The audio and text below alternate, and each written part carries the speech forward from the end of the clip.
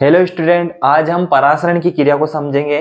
परासरण की क्रिया के द्वारा ही पौधे अपनी जड़ की सहायता से जल का अवशोषण करते हैं। पौधों में रंध्रों का खुलना एवं बंद होना परासरण की क्रिया के ऊपर निर्भर करता है। परासरण पौधों में दृढ़ता प्रदान करता है। पादप शरीर में एक कोशिका से दूसरी कोशिका में जल का संचरण परासरण की क्रिया के द्वारा ही होता है। आइए हम परासरण की परिभाषा को समझते हैं। किसी अर्ध पारगम्य झिल्ली द्वारा जल के अणुओं का अपनी उच्च सांद्रता वाले क्षेत्र से निम्न सांद्रता वाले क्षेत्र की ओर गति करना परासरण कहलाता है। परासरण की क्रिया में क्या होता है कि एक अर्ध पारगम्य झिल्ली होती है, जिसमें से क्या होता है कि जो जल के अणु होते हैं वो उच्च सांद्रता वाले क्षेत्र से, यानी जल की मात्रा उसमें अधिक होती है, जो उच्च सांद्रता वाले क्षेत्र से निम्न सांद्रता वाले क्षेत्र की ओर गति करता है। यानी निम्न सांद्रता वाले क्षेत्र या निम्न सांद्रता वाले विलयन की ओर गति करता है। और इनके बीच में एक अर्धपारगम्य झिल्ली होती है, जिस अर्धपारगम्य झिल्ली में से होकर वो गुजरता है, तो इसे हम परासरण की क्रिया कहते हैं। परासरण दो प्रकार का होता है, अंतःपरासरण एंडोऑस्मोसिस, बाह्य परासरण एक्सोऑस्मोसिस। अब हम परासरण की क्रिया को एक उदाहरण की सहायता से समझेंगे कि किस प्रकार विलायक के कण या जल के अणु अपनी उच्च सांद्रता से निम्न सांद्रता की ओर गति करते हैं। ये एक उदाहरण की सहायता से समझेंगे, एक आलू के उदाहरण की सहायता से हम समझेंगे। आप इस परिभाषा को नोट कर लीजिए, आप इसका स्क्रीनशॉट ले लीजिए। चलिए हम चित्र की सहायता से परासरण की क्रिया को समझते हैं। इस चित्र में हम देखते हैं तो इसमें ए वाला पॉइंट जो है, इसमें क्या किया हमने, एक पेट्री डिश ली, उसमें हमने पानी भरा, वाटर भरा, पानी भरा, और उसके अंदर एक आलू, जो आलू आलू डाला जिसके अंदर, और उसके अंदर एक शुगर का सॉल्यूशन भर दिया। ये आलू है और इसके अंदर शुगर का सॉल्यूशन भर दिया, और इस शुगर के सॉल्यूशन में इसके एक लेवल तक हमने एक आलपिन लगा दी है। यहाँ तक एक आलपिन लगा दी और इसको 1 या 2 घंटे के लिए छोड़ दिया।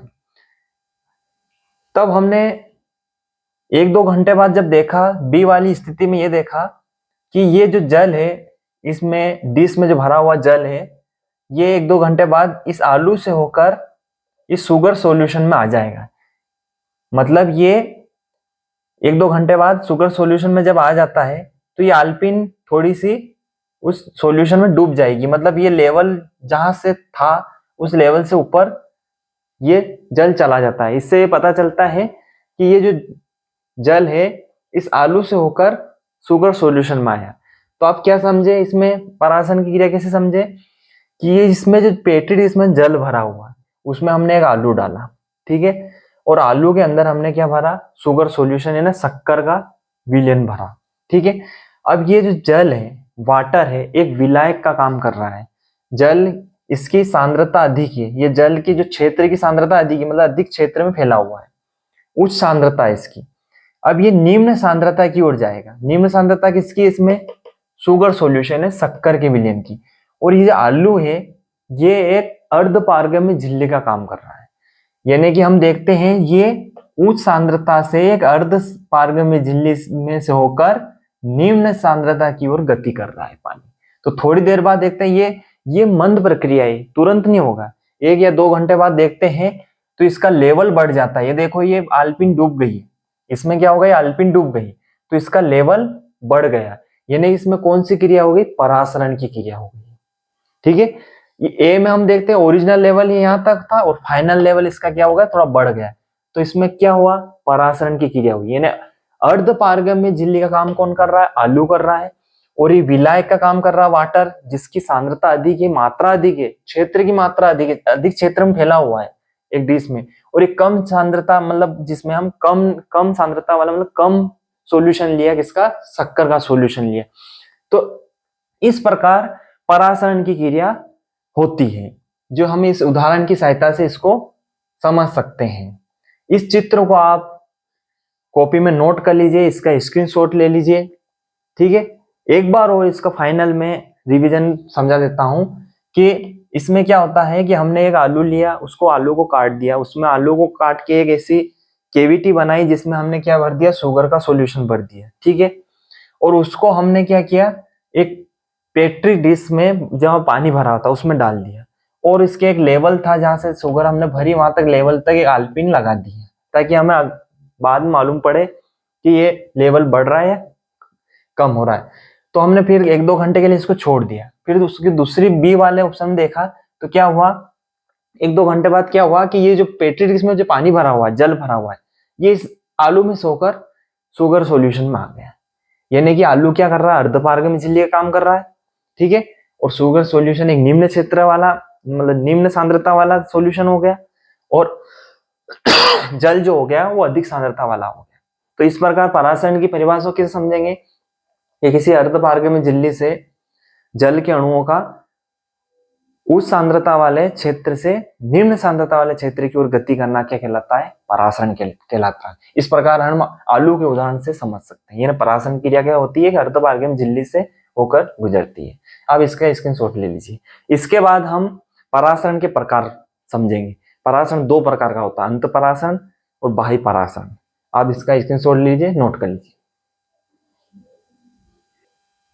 चलिए हम परासरण के प्रकार पढ़ते हैं। परासरण के प्रकार में फर्स्ट है अंत परासरण या एंडोऑस्मोसिस। इसको हम समझते हैं जब किसी पादप कोशिका में परासरण की क्रिया के समय जल या किसी अन्य विलायक के अणु बाहरी विलयन से कोशिका के अंदर अर्धपारगम्य झिल्ली से होकर विसरण करते हैं, तो इस क्रिया को अंत परासरण कहते हैं। कैसे कि जब, जैसे कि उदाहरण के द्वारा समझते हैं, किशमिश होती है, उसको हम जल में रख दिया, तो जल में जैसे रखते हैं थोड़ी देर बाद क्या होता है, वो फूल जाएगी।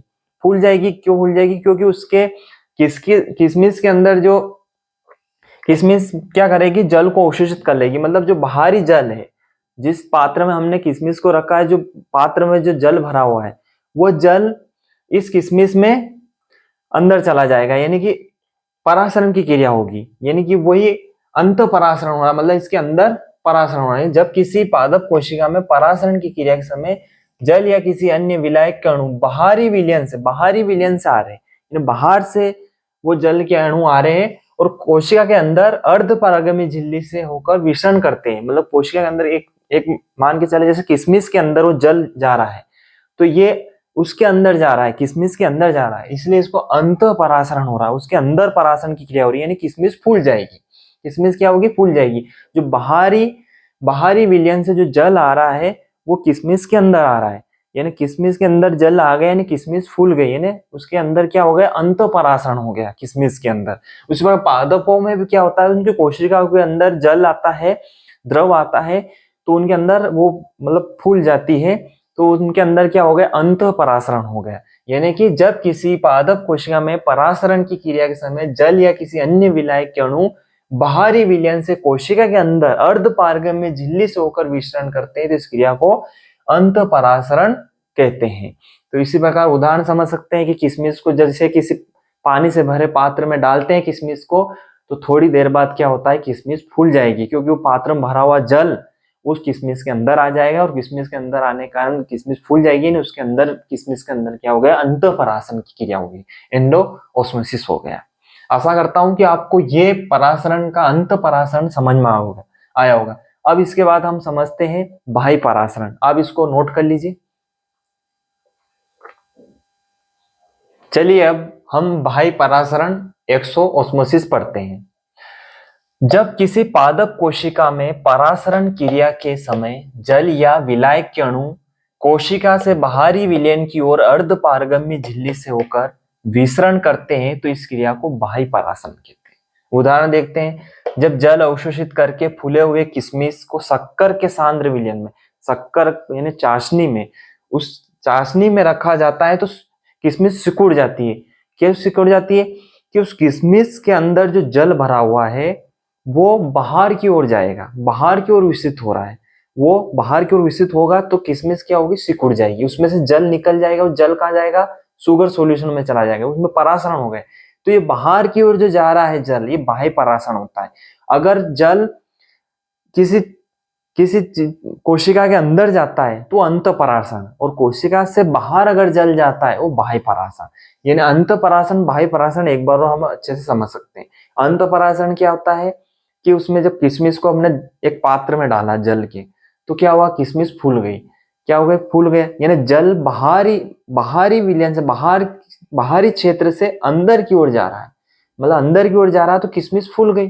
यानी कि उदाहरण एक कोशिका के मान लेंगे, कोशिका में जल आया, कोशिका फूल गई, ठीक है, बाहर से जल आया, कोशिका फूल गई, तो ये अंतःपरासरण हो गया, अंदर की ओर फूली, अंतःपरासरण हो गया।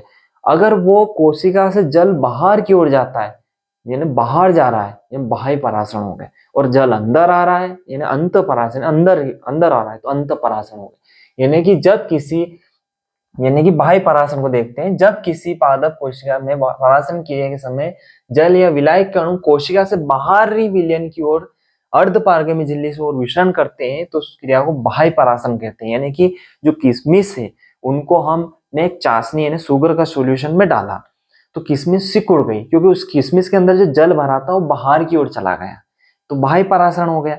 और उसी प्रकार अंतःपरासरण में कैसे समझा था कि हमने किशमिश को डाला जल में तो उसके अंदर जल चला गया, अंदर आ गया जल, इन अंतःपरासरण में किशमिश फूल गई। आशा करता हूं कि आपको परासरण की क्रिया, परासरण के प्रकार समझ में आया होगा। आप इस अंतःपरासरण या सॉरी बाह्य परासरण का स्क्रीनशॉट ले सकते हैं, इसको नोट कर सकते हैं, ठीक, आप इसको नोट कर सकते हैं। आप वीडियो अगर पसंद आया तो वीडियो को लाइक करिए, शेयर करिए और चैनल को सब्सक्राइब करना ना भूलें। Thank you.